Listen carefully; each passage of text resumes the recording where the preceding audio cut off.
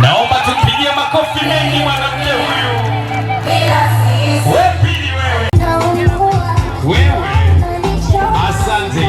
Leo ni mwanasiasa mkubwa, amekuwa mfano kwa jamii, alianzia genge la kuuza misuba. Yaani, tunaona sasa.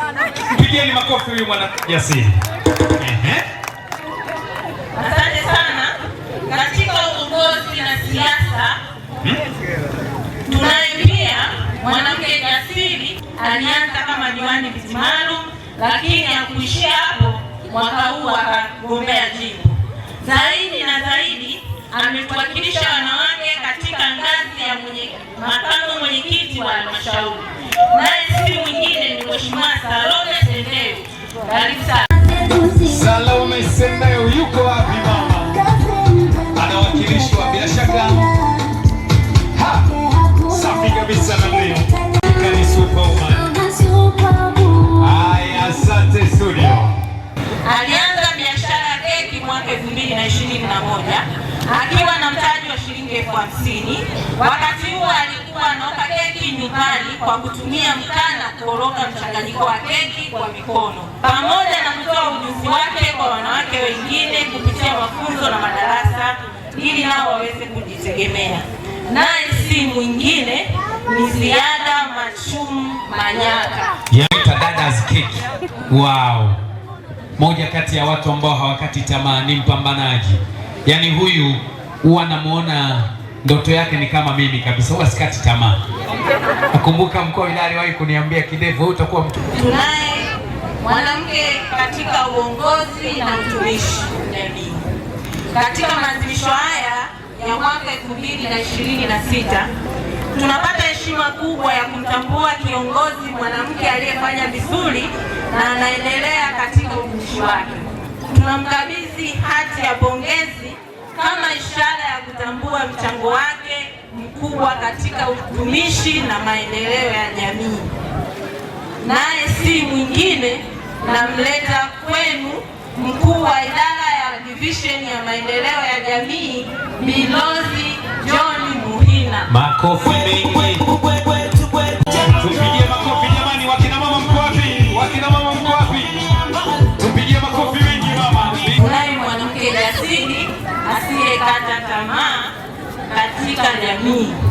Mwaka 2019 alianza safari ya ujasiriamali kwa kuuza viungo akiwa na mtaji wa shilingi 46,000 aliopewa kama fedha ya mkio.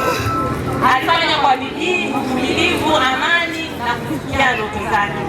Aliendelea kufanya kwa juhudi huku akijenga na kujiamini zaidi katika maisha na jamii. Naye si mwingine, namleta kwenu Mheshimiwa Halima Hassani Chebeo. Jamani, makofi mengi sana kabisa na leo.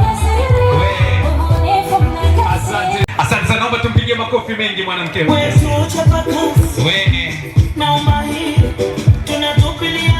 Hakika ni surprise kuyapokea na kuyafanya kazi. Mheshimiwa mkuu wa wilaya, mgeni rasmi wa heshima na taadhima, karibu. Wageni nasema lazima tujipongeze sisi kuzaliwa wanawake, kwa sababu wanawake sisi ndio msingi wa kusimamisha maisha au familia kwa ujumla. Baada ya kusema hayo, nasema pia tunamshukuru Mungu kwa kuweza kutuwezesha kibali kwa maana ya afya ya kuendelea kuwa maeneo haya na kuweza kusimama, lakini wengine walitamani kuwa kama sisi hapa leo, lakini haiwezekani. Wengine wanaumwa, wengine wametangulia mbele haki. Kwa hiyo lazima tumshukuru Mwenyezi Mungu. Naomba nipeleke salamu zangu za dhati kabisa kwa Mheshimiwa Rais wa Jamhuri ya Muungano wa Tanzania, Daktari Samia Suluhu Hassan. Mimi ninapokuwa nikimtaja Rais wa Jamhuri ya Muungano wa Tanzania, huwa napenda kusema kwa ujasiri mkubwa sana. Ni kwa sababu Mheshimiwa Rais anayafanya mambo makubwa, na tunajua tukirudisha siku ya leo ya mwanamke, basi mama anatakiwa akaandikwe kwenye ubao wa dhahabu kwa sababu amekuwa ni kiongozi mzuri mwenye dira kwa wananchi wake. Tunaongelea hospitali, tulikuwa hatuna kabisa. Tunaongelea zahanati 28, hapo zamani tulikuwa hatuna kabisa. Watumishi, hiyo ndio sistemi. Juzi hapa ametoa ajira ya watumishi zaidi ya 67. Mheshimiwa Rais anafanya. Kuna mwananchi zaidi anaambiwa changia barabara? Hapana, serikali inafanya. Kuna mwananchi zaidi anakuambia changia afya? Hapana. Sasa hivi tuna ambulance, vifaa tiba, kila kitu kipo. Mheshimiwa ana provide 10% ya kina mama, hiyo ndio msiseme kabisa. Chukueni tahadhari, anzeni kutengeneza fursa kabla hata mjapata familia.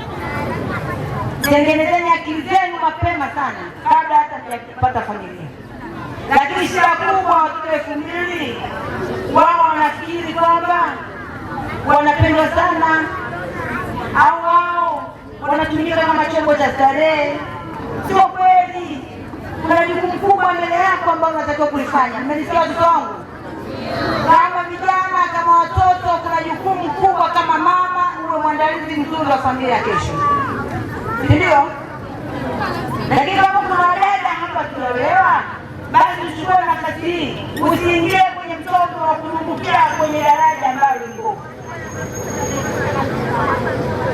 Chukua hatua sasa hivi.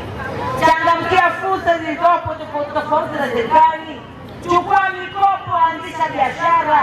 Mkafanya vitu ambavyo vya kweli, mnadandia gari kwa mbele, acheni. Unakuta mtoto mdogo anambeba mtoto mwenzake tumboni. Hivyo wewe ukabebe mimba leo, una uwezo wa kwenda hospitali ukamtoa huyo mtoto vizuri? Si ni changamoto? Si unaleta hasara kwenye familia, si ndio? Assalamu alaikum wa rahmatullahi wa barakatuh. Jamhuri ya Muungano wa Tanzania. Tumsifu Yesu Kristo. Asanteni kwa kunisikiliza, na nyie wanafunzi mkasome vizuri. Mungu awabariki sana. Jamani, makofi mengi tafadhali.